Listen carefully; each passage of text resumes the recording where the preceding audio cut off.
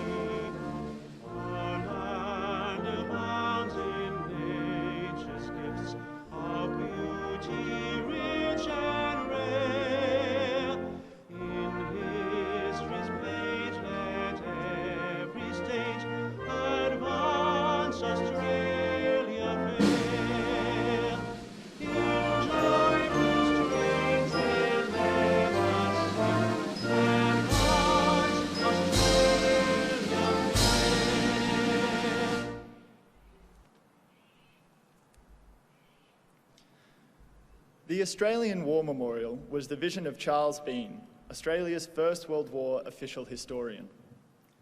Bean landed with the Australian troops on Gallipoli and stayed with them at the front through to the end of the war. The idea of this national memorial and museum came to him at Pozières, France, in the depths of the bloody fighting of 1916. Bean's idea was that this would be a place where families and friends could mourn loved ones buried in faraway places. It would also be a place that could help all Australians understand what these men and women had endured and what they had done for us. Bean's vision, to which we remain true, is best expressed as inscribed in the entrance to the memorial's galleries. Here is their spirit, in the heart of the land they loved, and here we guard the record which they themselves made. Tonight we will read the story behind just one of those on the Roll of Honour, which lists the names of more than 102,000 men and women who have given their lives for us in war and operations for more than a century. But first, we present a lament, Flowers of the Forest. Wreaths or floral tributes will now be laid at the base of the Pool of Reflection.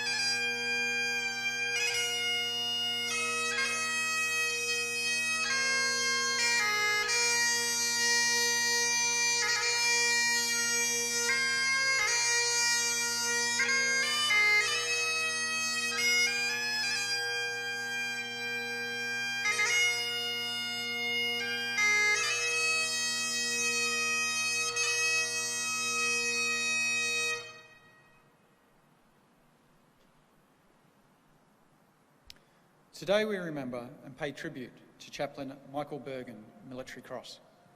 Born in Tipperary Island, Michael Bergen was a Jesuit priest who became an admired and respected member of the AIF. At the outbreak of the First World War, he was working at a Catholic school in Syria, then a part of the Turkish Ottoman Empire, where he was interned by the Turks. After several months' imprisonment, he was expelled by the Turkish government and arrived in Cairo around the same time that the first Australian troops began arriving in Egypt. Bergen offered his service to the AIF, which was short of Roman Catholic padres, and joined the 5th Light Horse Brigade. He served at Gallipoli, but in September 1915 he was evacuated to England with serious illness. Recovering, he rejoined the AIF in December, working in various hospitals before joining the 51st Battalion. Bergen served as chaplain in all the major actions of the 51st Battalion or its brigade, the 13th, in France and Belgium, at Pozières, Mouquet Farm, Mézines, and during the Third Battle of Ypres. Bergen defied general orders banning chaplains from entering the front lines and served alongside the men of his battalion in the thick of the action. He could frequently be found in the trenches and around the front lines, winning the admiration of all, no matter their faith. On one occasion, he led a mass in a field near Albert under enemy artillery fire. One soldier described this scene as the most inspiring sight of the war. On the 12th of October 1917, Bergen was killed in Belgium when a heavy shell burst near the aid post where he was working. A photograph by the famous photographer Frank Hurley, marking the area in which Bergen was killed, became one of the iconic images of the Passchendaele battlefield. Bergen was buried in Renengelst Churchyard Extension Cemetery. His loss was met with great sadness throughout the 13th Brigade, and he was awarded the Military Cross posthumously. The citation praised him for performing his duties. Ostentatiously, but with magnificent zeal and courage, in the line or out, Padre Bergen is always to be found among his men, helping them when in trouble and inspiring them with his noble example and never failing cheerfulness. These are the characteristics which have endeared him to all and which make him such a valuable asset to the brigade. An Irishman by birth, Bergen has a notable distinction of being one of the very few members of the AIF never to have set foot in Australia.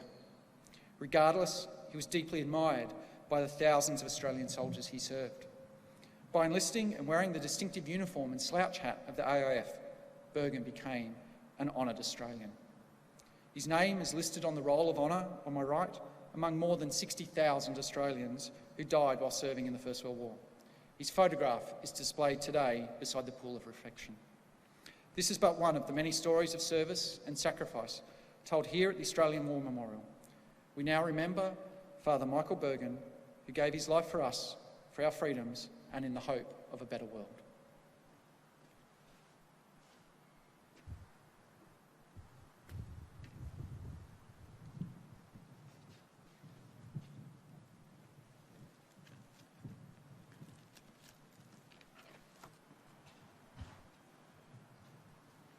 They shall grow not old, as we that are left grow old. Age shall not weary them, nor the years condemn. At the going down of the sun and in the morning, we will remember them.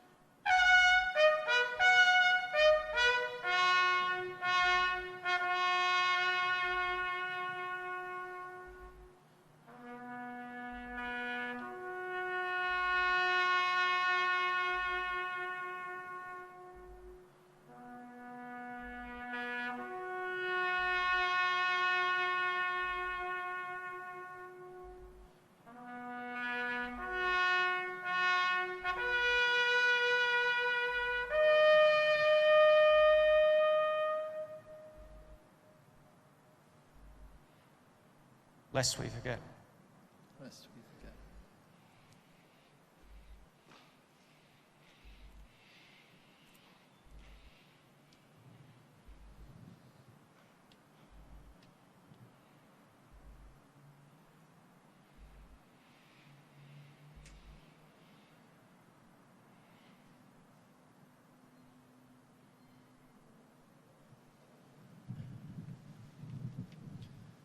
We leave you this evening with the words of the memorial's founder, Charles Bean. Many a man lying out there at Pozieres or in the low scrub at Gallipoli, with his poor, tired senses barely working through the fever of his brain, has thought in his last moments, well, it's over. But in Australia, they will be proud of this. Ladies and gentlemen, that concludes the last post ceremony. We thank you for visiting the Australian War Memorial, and we wish you all a very good evening.